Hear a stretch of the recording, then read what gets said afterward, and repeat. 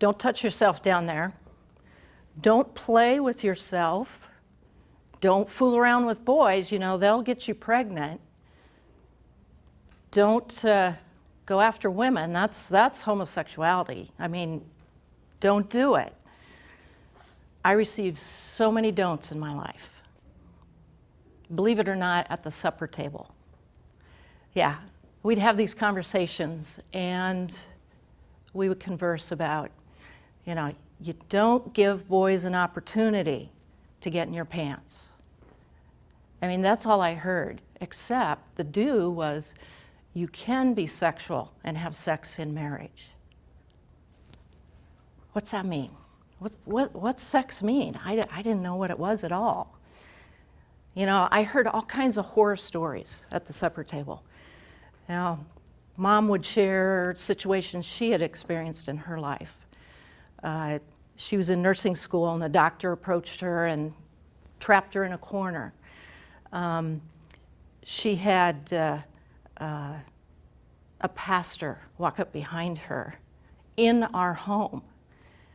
He walked in the house unannounced and walked up behind her and she freaked out. Sex is a bad thing. Sex is a no-no. Don't do it. So I decided I'm just not going to be sexual at all. I didn't want to get pregnant, absolutely, because I'd disappoint my family, disappoint my mom. Truth is, I didn't even know how to get pregnant until I found this library book in the high school library. I didn't want to sin. I didn't want to disappoint God.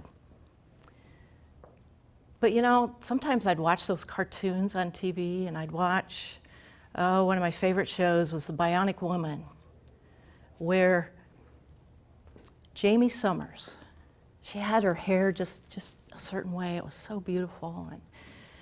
And she would rescue people. She would save them.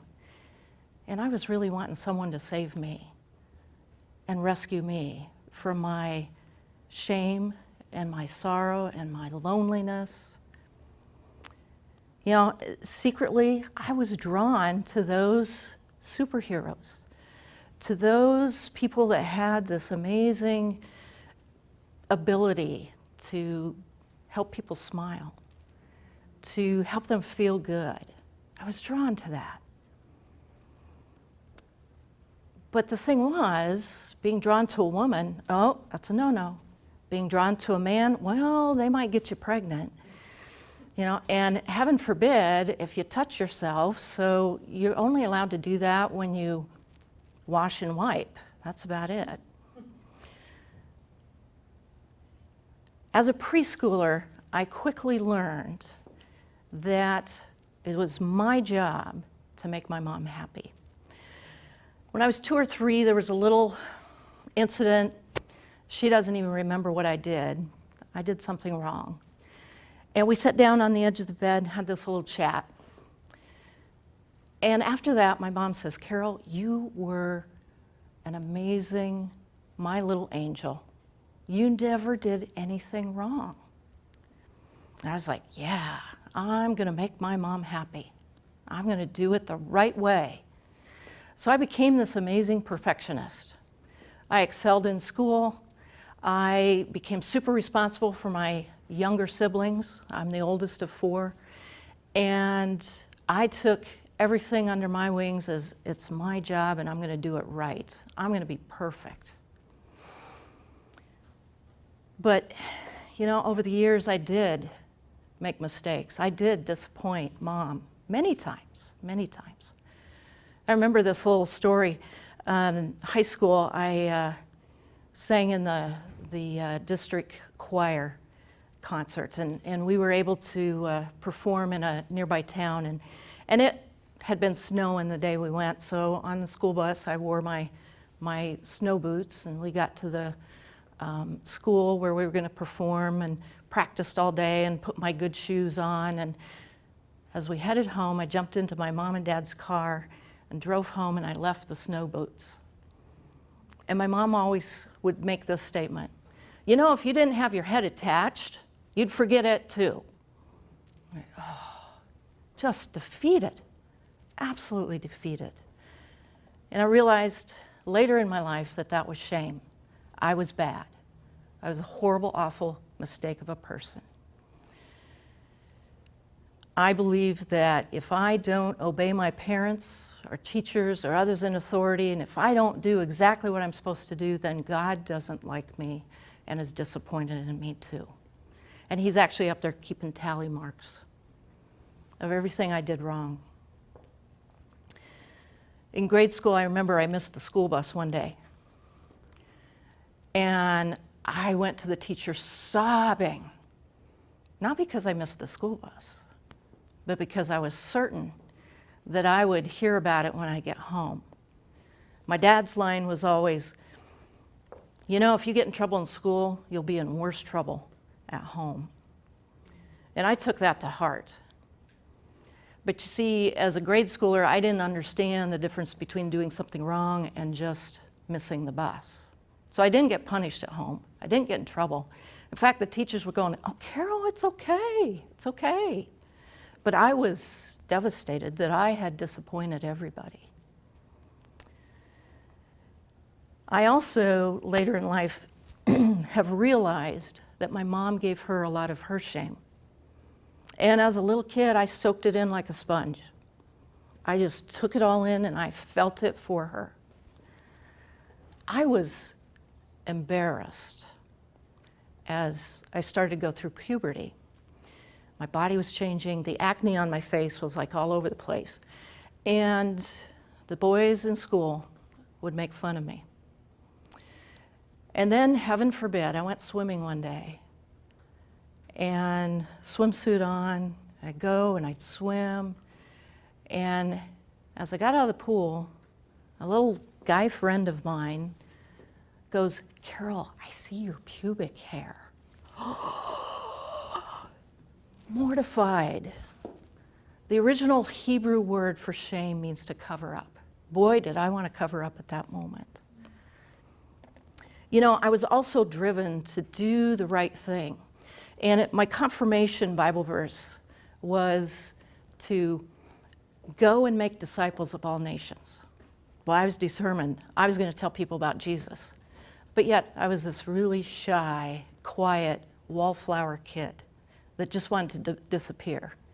Do my studies and disappear. Nobody noticed me. But yet, I was determined. I was going to share Jesus with others. So I'd take my little Gideon's red little New Testament Bible with me to school. And I'd sit in study hall and I'd read it. And I'd hope somebody would ask me, what are you reading? And they never did.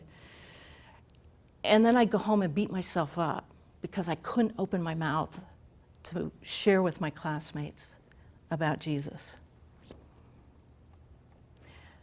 I was also very judgmental, because I learned that from my folks very well. Sunday mornings, the 5-minute drive home in the car was about, did you notice how so-and-so wore their hat today? And oh my gosh, did you hear how so-and-so talked to her husband? Oh, I can't believe it. And so I took on that judgmental heart as well. I was judging my classmates because they went out and they drank alcohol. I didn't. They went out and did drugs. I didn't, you know. Shame, shame, shame. God doesn't like that. I saw God as my judge instead of my lover. You see, I wanted to be the best good Christian girl I could be. I never missed Sunday school. I was always in church. That's because Mom and Dad made sure we were always in church. I got straight A's in school, was valedictorian in my class. I was going to excel, and ultimately, I became a workaholic. I dove into my work. I was going to prove to the world that I could do amazing things. Yet, as a very shy, timid person, I pursued being a lab tech so I could sit in front of a microscope all day and not have to talk to anybody. But as a little girl, I wanted to be a nurse because Mom was. But that was too scary because I had to talk to people all day, every day, and I didn't want to do that. But I was going to be in the medical field somehow, some way. I'm going to fast forward to 1993. There were a series of intense stressors that happened at that point. It started out in January. My dad's barn burned to the ground. Now, there's significance about that barn. As a little kid, that was my escape. I would run to the barn as soon as I'd get out of school, and I'd climb up in the haymow and I'd pull around me all these little baby kittens and their mamas, and I'd lay in the straw and I'd watch the sun come through the one little window, and I'd watch the little dust float in the air through the sun rays, and I would soak in the warmth of that sun. Peace. I was at peace. Oh, I loved it. I couldn't wait to get there whenever I was really stressed. But in 1993, that barn burned down. Now, that was a huge loss, and it was okay to cry then. So I let myself cry. But there were many other things that happened that year that, no emotion, don't show it. Got to stuff it in, stuff it, stuff it. Childhood message. The other thing I did that year was I changed careers. I became a teacher, of which I said I was never going to be a teacher growing up. So I started out being a lab tech teacher. I figured I could handle teaching in a lab setting. It's not as many people, and I'm more comfortable there. But at that same time, as I started teaching, my dad had chest pain and ended up with triple bypass surgery. Talk about rocking my world, because Dad and I were very close. In addition, my roommate and best friend for 7 years, who I was a little codependent on, she got engaged, she got married, and by the end of the year, she was divorced. My friend had left me, but then she experienced brokenness as well. And then another roommate decided to date my brother, and then they had a troubled spot in their relationship. She disappears for a week. It was spring break. She comes back and had broken up with my brother in the meantime. She come back at the end of spring break, and I'm like, oh my gosh, what do I do?